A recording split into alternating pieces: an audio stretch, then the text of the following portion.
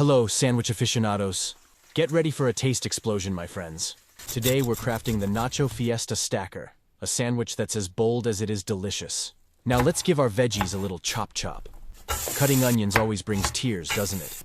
But hey, they say laughter is the best medicine, so here's a joke. Why did the onion make everyone cry?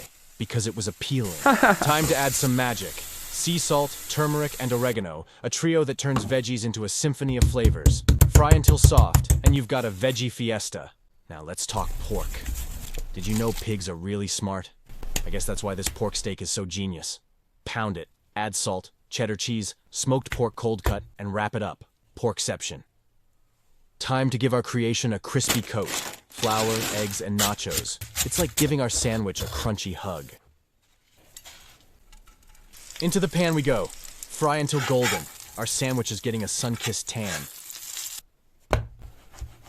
On the toasted bread of your choice, spread melted cheese, add arugula, fresh tomato, our stuffed meat creation, mayo, and those deliciously seasoned veggies.